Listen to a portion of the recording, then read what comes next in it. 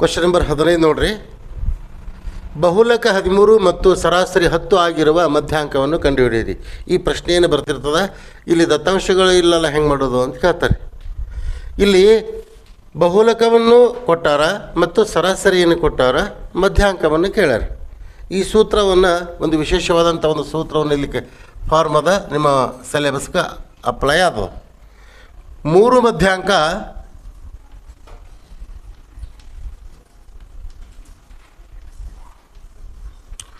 ಮಧ್ಯಾಂಕದಲ್ಲಿ ಏನೇನಿರ್ತದೆ? 2 ಸರಾಸರಿ 1 ಬಹುಲಕ, 2 ಸರಾಸರಿ ಪ್ಲಸ್ 1 ಬಹುಲಕ. ಇದು ಸೂತ್ರವನ್ನು ನೆನಪಿಟ್ಕೋಬೇಕು. ಎಕ್ಸಾಮ್ದಲ್ಲಿ ಕಂಪಲ್ಸರಿ ಕೇಳುವಂಥ ಸಂಭವ ಜಾಸ್ತಿ ಅದ. ಮಧ್ಯಾಂಕ 3ಕ್ಕೆ 3 ಅವ್ರೇನು ಕೇಳ್ಯಾರು? ಮಧ್ಯಾಂಕವನ್ನು ಕಂಡುಹಿಡಿ ಅಂತಾರೆ, ಹೌದಲ್ಲ? ಮಧ್ಯಾಂಕ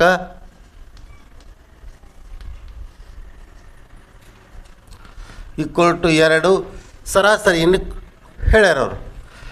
2 ಮತ್ತು ಸರಾಸರಿ ಮಧ್ಯದಲ್ಲಿ ಇಂಟು ಇರ್ತದೆ, ಹೀಗಾಗಿ ನಾನು 10 ಅಂತ ಹಾಕೋತೀನಿ.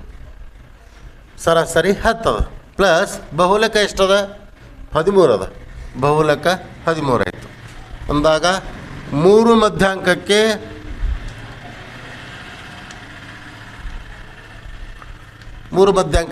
ಇಷ್ಟು ಸಮ ಆಯಿತು. ಇದನ್ನು ಸರಳೀಕರಿಸ್ಕೊಂಡಾಗ 10 20 ಪ್ಲಸ್ 13 ಅಂದಾಗ 3 ಮಧ್ಯಾಂಕ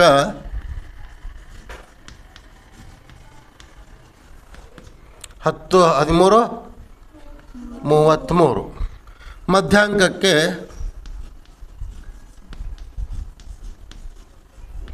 ಈಕ್ವಲ್ ಟು 33. ಇಲ್ಲಿ 3 ಮತ್ತು ಮಧ್ಯಾಂಕದ ಮಧ್ಯದಲ್ಲಿ ಇಂಟು ಇರ್ತದೆ. ಇದು ಈ ಕಡೆ ಬರುವಾಗ ಏನಾಯಿತು? ಭಾಗಾಕಾರ ಆಯಿತು. ಭಿನ್ನ ರಾಶಿ ಒಂದು ಭಾಗಾಕಾರದ ರೂಪ, ಹೀಗಾಗಿ ಭಿನ್ನ ರಾಶಿಯಲ್ಲಿ ಬರ್ದೇನೆ ನಾನು, ಅಂದರೆ ಭಾಗಾಕಾರದಲ್ಲಿ ಬರ್ದಂಗೆ ಆಯಿತು. ಇದನ್ನು ಸರಳೀಕರಿಸಿದಾಗ 3 1 3 11 ಈಕ್ವಲ್ ಟು 11. ದೇರ್ ಫೋರ್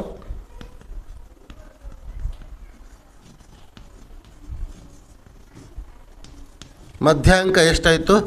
11 ಆಯಿತು. ಅವ್ರು ಮಧ್ಯಾಂಕವನ್ನು ಕಂಡುಹಿಡಿ ಅಂದ್ರೆ ಮಧ್ಯಾಂಕವನ್ನು ಕಂಡುಹಿಡಿದ್ವಿ, ಅದರ ಉತ್ತರ 11 ಆಯಿತು. That's all.